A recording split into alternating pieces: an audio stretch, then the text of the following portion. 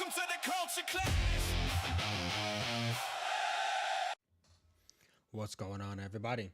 It is Jonathan Pryce coming at you with another live stream of the Culture Clash. Now, tonight, we confront one of the defining characteristics. Didn't want to hear myself. We define. Hold on. Yeah, we confront one of the defining characteristics of American and Western society in 2026, the deepening dynamics of polarization. We will examine the historical roots of societal division, the rapid acceleration through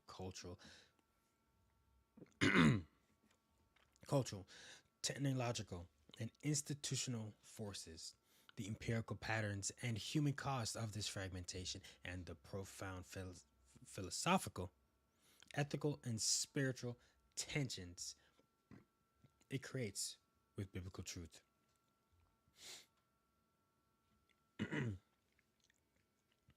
Human flourishing and the pursuit of justice.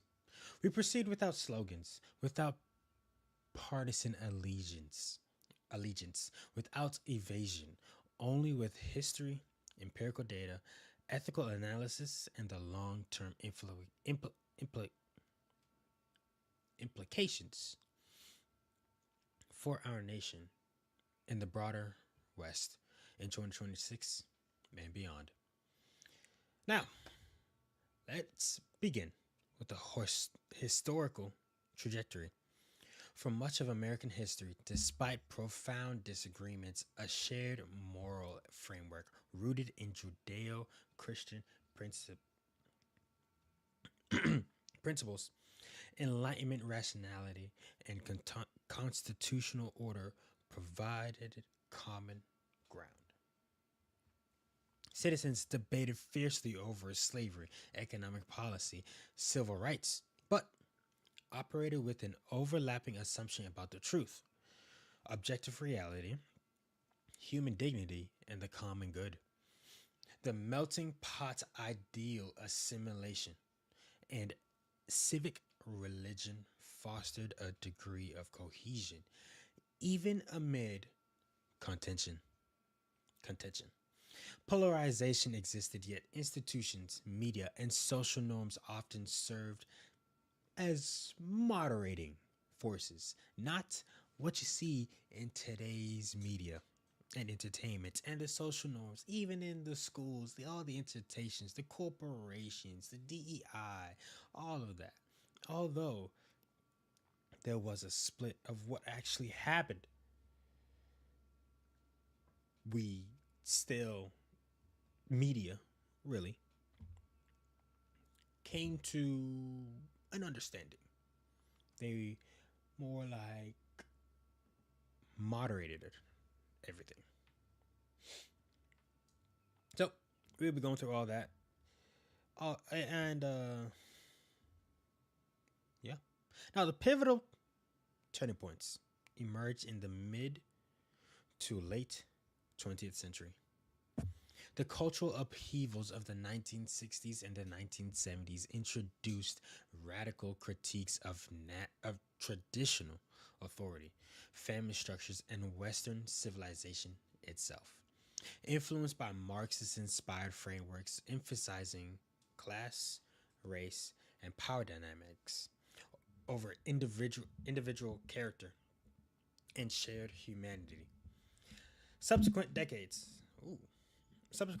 saw the rise of identity politics, postmodern skepticism toward objective truth, and the polarization of institutions.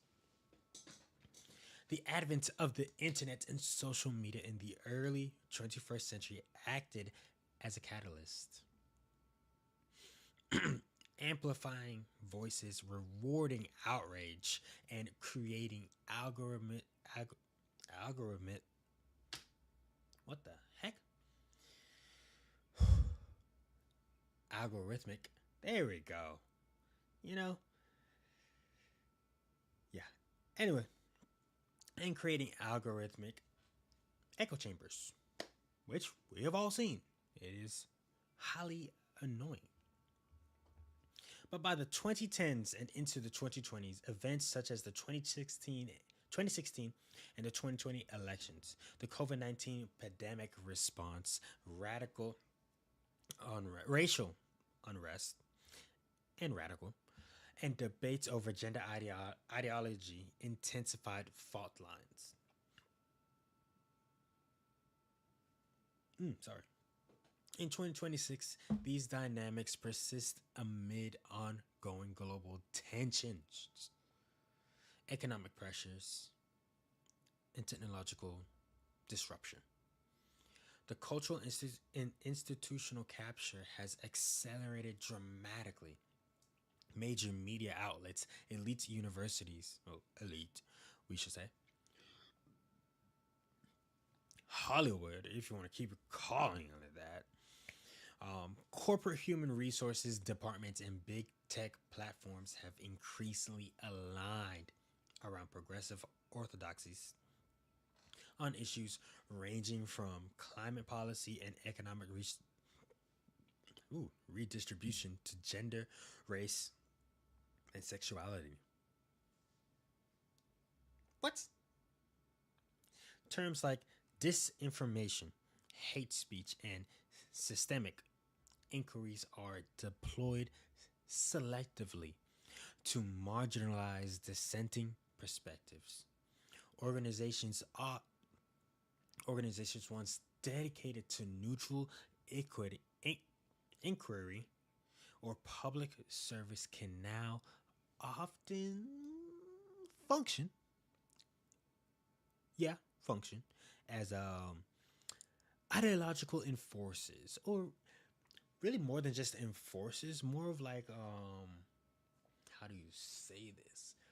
The word is like on the tip of my tongue. More like ideological enforcers. I really thought I had the word, but now it's escaped me again.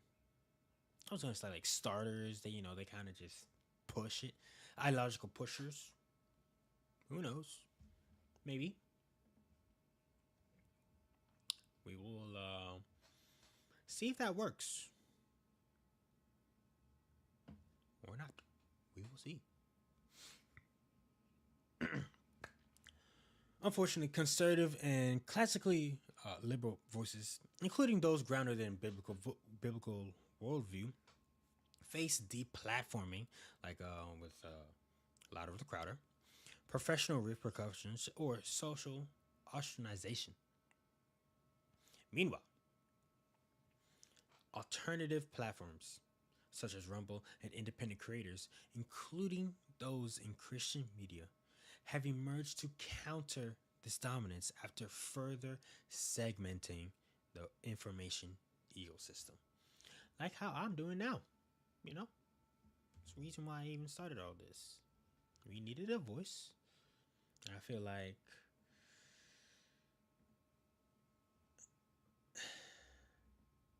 honestly, black people, the black community, needed somebody that did all this, and I wasn't finding it. So I was like, you know what? I'm gonna be the start. Obviously, there are probably a lot of people out there that are doing this that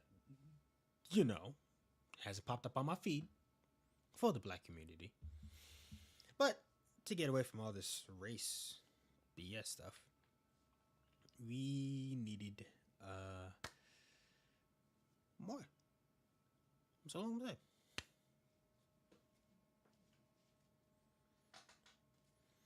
Now, all these platforms, Rumble, independent creators, Christian media, they have all emerged to counter the dominance, further segmenting the information ecosystem. Yes, I know. I am part of the problem. But it needs to be said. We need to get back to the truth, objective truth. And here it is. Now, we turn to the observable realities and data that illustrate these dynamics. Surveys from organizations across the spectrum including Pew Research and Gallup, consistently document widening partisan gaps on fundamental issues: government role, moral values, family structure. I don't know why you're trying to tell me how to structure my family. Immigration and national identity. The last two, 100% family structure.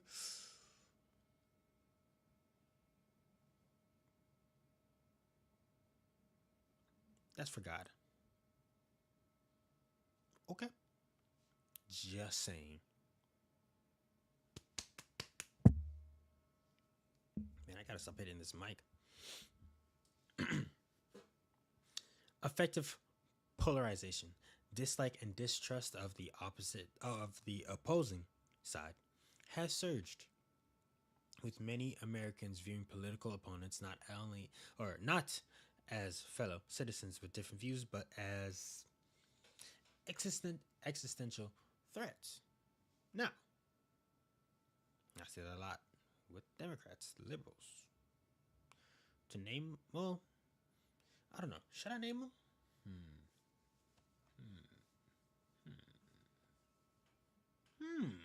You know what?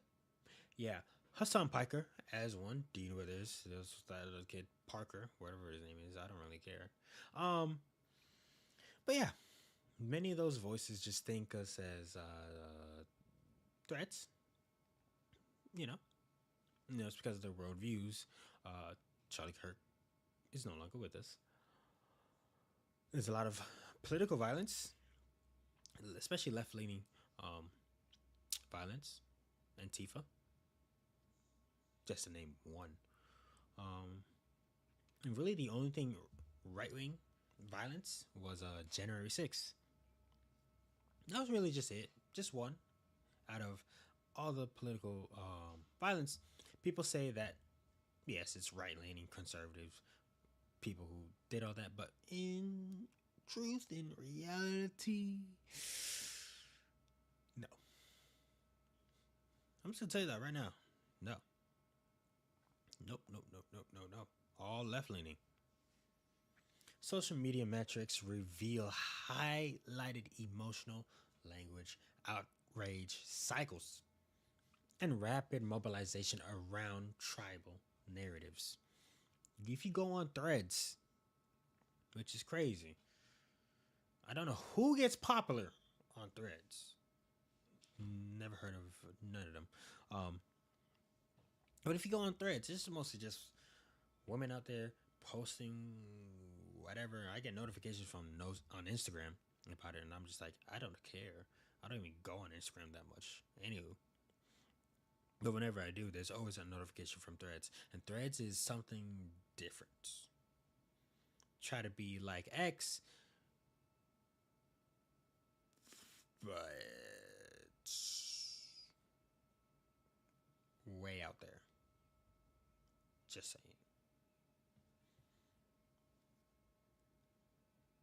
saying. Demographic sorting, where individuals increasingly live, work, and worship among like-minded people, reinforces insularity.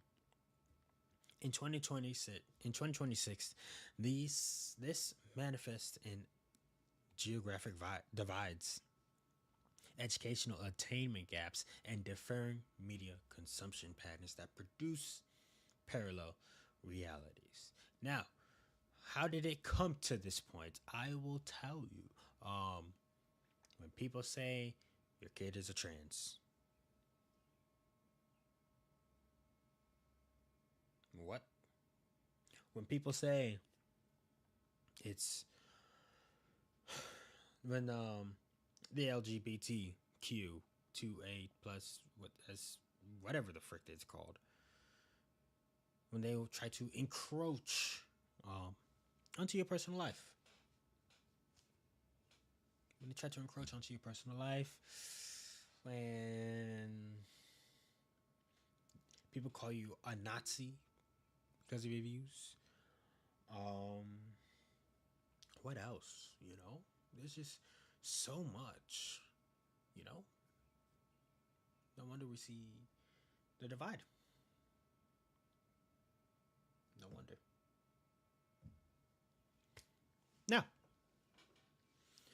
Polarization extends to cultural flashpoints. Debates over education reveal clashes between parental rights and institutional agendas on topics such as critical theories, gender transitions for minors, and historical interpretation. Interpretation. Interpretation. Sheesh, man. Economic and technological shifts, including automation, artificial intelligence, and remote work, intersect with identity based grievances, fostering resentment. Global events from migration patterns to international conflicts are filtered through polarized lenses. Complement or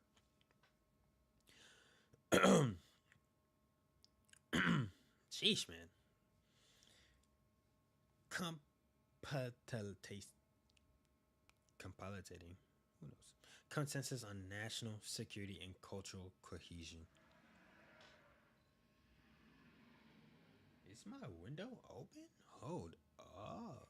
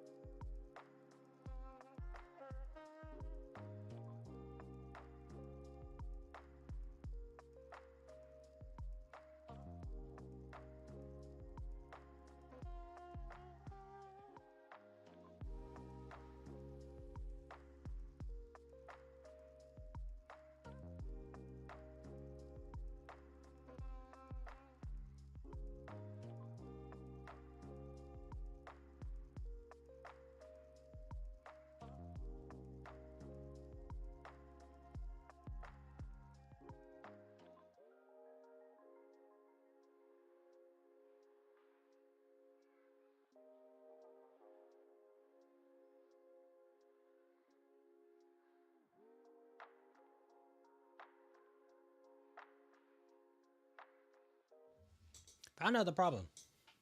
Thankfully, it's fixed. I was wondering what that noise was about. Anywho, where was I at? Mm.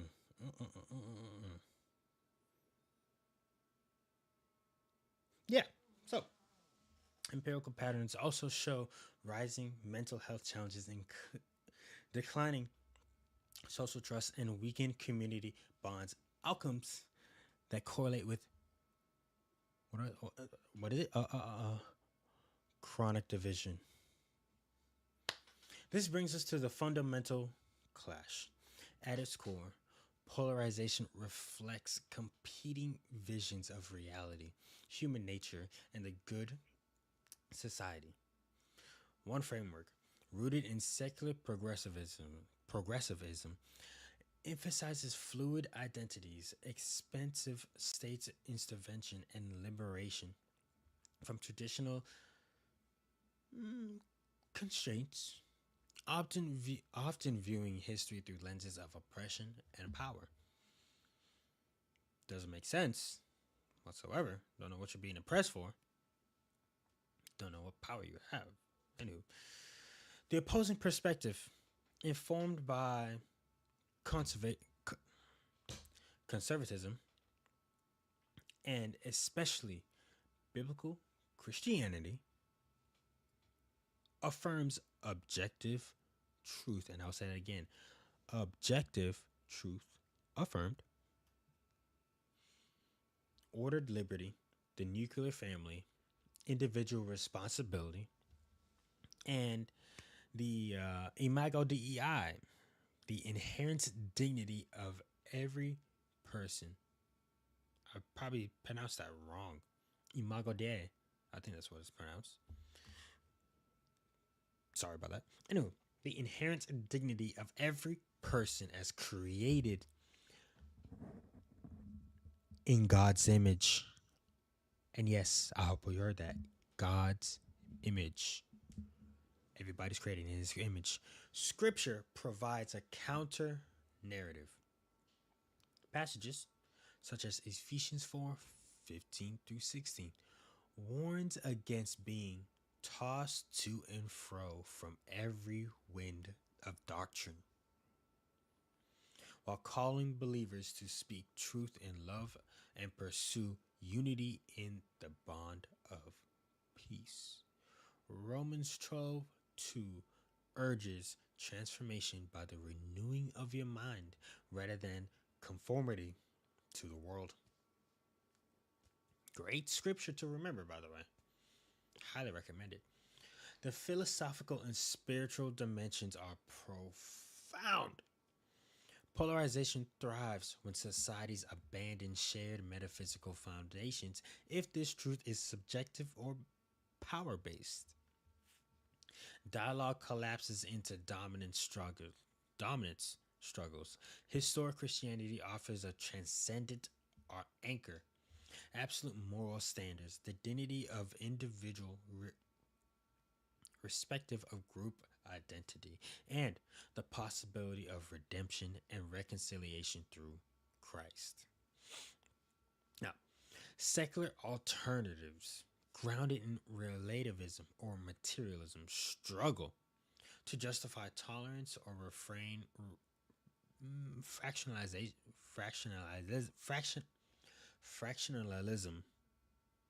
sheesh, as worn by thinkers from Tocqueville to modern observers.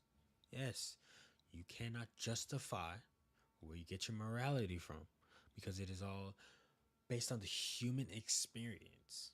Well, from human experience, it's okay to kill people and get away with it. It's okay to steal and get away with it. It's okay to grape, because I'm on YouTube. It's okay to grape people and get away with it. It's okay to do all the bad things you could ever do. Commit adultery, fornicate. It's okay to do all the bad things because based on human experience, there is no morality. So where do you base your morality from? You know what I base my morality from? And if you're new to this and don't know what the Pryce Podcast is all about, this is a Christian media podcast. So, morality is based on God, on the Bible, and what it teaches us. This book right here.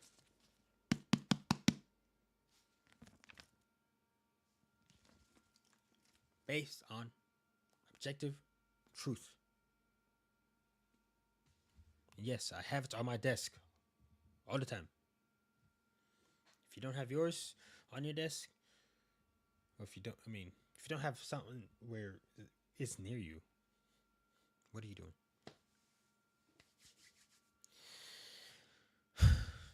The spiritual battle is evident.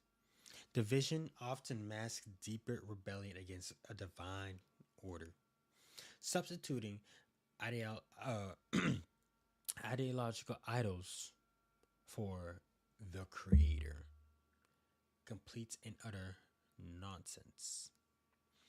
The cultural messaging has profoundly shaped public perception.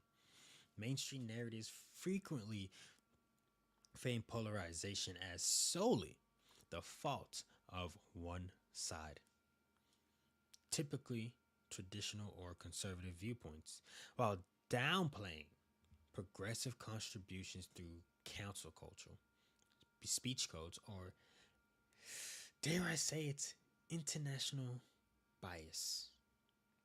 Social media algorithms prioritize engagement over understanding, rewarding simplistic outrage. The entertainment industry has and educational curricula often embed one-sided cultural assumptions, marginalizing biblical perspectives on manhood, family, work, and authority. This asymmetry is trust. The asymmetry in trust erodes the public square. And before we continue, on to our sponsor, Introducing Price Shorts, the sharpest insights and most engaging moments from the Price Podcast and Boy Basic, now in the palm of your hand. Thought-provoking commentary. Even in a fatherless era, faithful fatherhood conforms us to Jesus and builds his kingdom across generations. Practical advice for the individual man. Embrace Colossians 3:23 and Ephesians 5 headship. Entertaining highlights.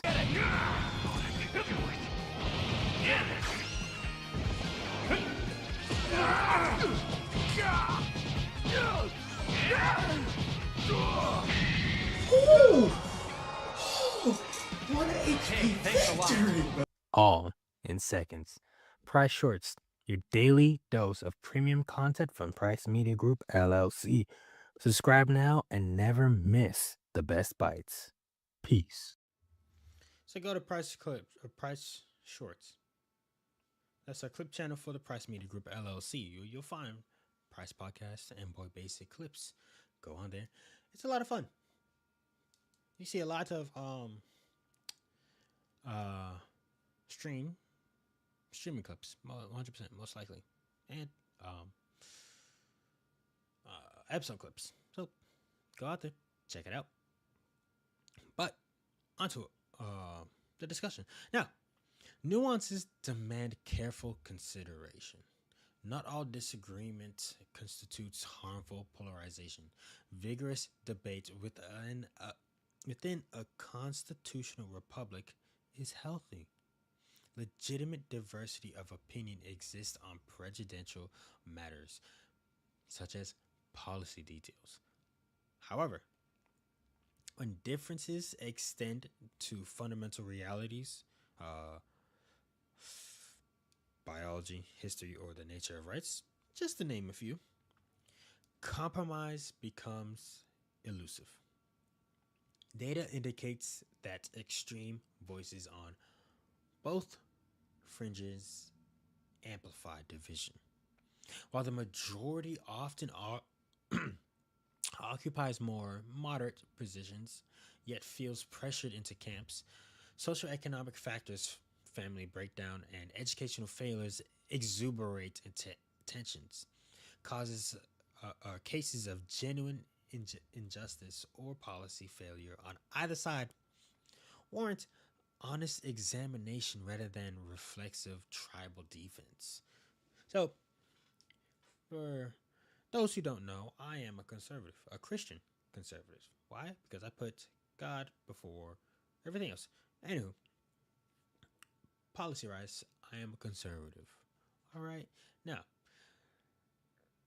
if I see people, other conservatives, fellow conservatives, doing something dumb, I'm calling them out on it. I'm calling them out on the BS. All right? Now, same thing for liberals. Same thing for Democrats. Same thing for the left side. I don't care which side you're on. All right?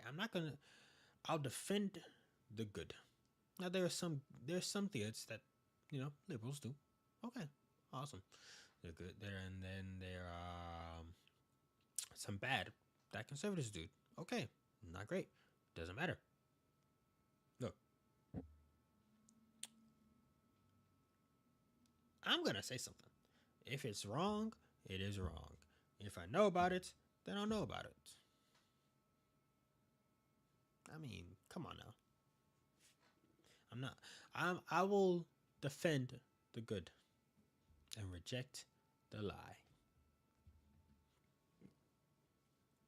Which is, morality is based on, morality is a subjective truth. Yeah, that's all BS. Anywho, back to what we were discussing.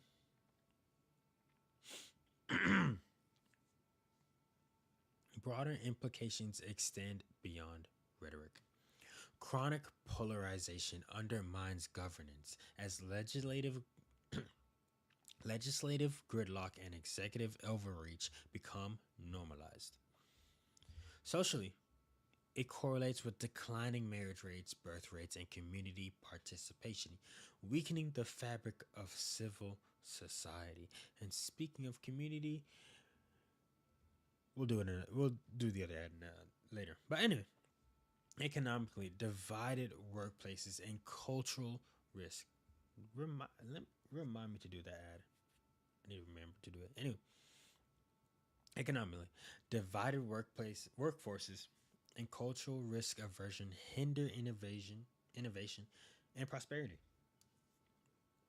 Spiritually and psychologically, isolation within echo chambers fosters anxiety, resentment, and a loss of meaning. Contained scripture addresses through the call of embodied community, sacrificial love, and pursuit of justice, tempered by mercy. Micaiah 6:8. Now, looking forward into 2026 and the coming decade, several pathways emerge for those committed to biblical truth.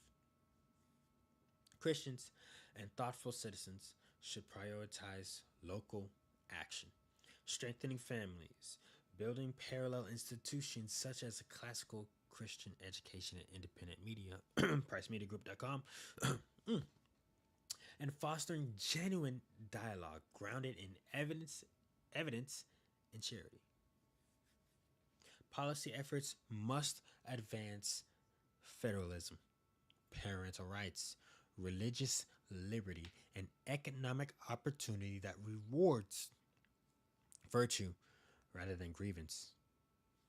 Greater transparency in algorithmic governance, media accountability, and civic education, emphasizing America's founding principles and Western heritage, is essential.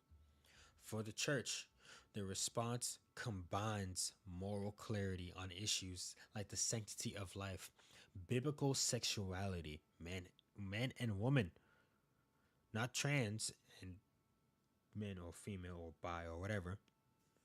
No, man, woman, straight, no circling around. This is a complete 180 straight line, no curves whatsoever, no other angles, not even off by a single angle. Man and woman come together to create a baby. And if you're not ready for a baby, close your legs. Anywho, and ordered liberty with practical mercy, community support, discipleship, and winsome witness that models unity amid disagreement. Polarization dynamics test a society's commitment to truth, reason, and neighborly love. It forces us to confront whether ideological loyalty, technical manipulation, or confront in division can substitute for pursuing objective reality and the common good. Biology, history, and revelation affirm the unity of the human race under God. All glory goes to Him. Ethics requires extending grace to opponents while refusing falsehood. Like I said earlier, defend the truth and reject the lie. Our nation, America, the United States of America, with July 4th coming up, its 250th birthday. Our nation deserves better than perpetual culture warfare that leaves all sides diminished. Can we agree on that? If you can, let me know down in the comments. I think we can. For America. For people who love America. Now, for people who don't like America or why you're here, get out of here. But that's a whole different thing. I'm not even going to get into it. But for the love of our country, for the love of our nation, it deserves better than perpetual culture warfare.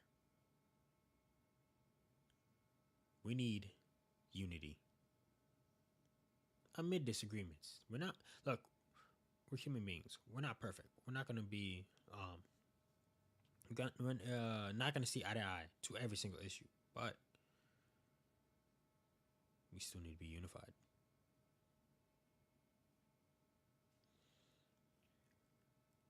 And it starts with community. And this next ad. Let's go.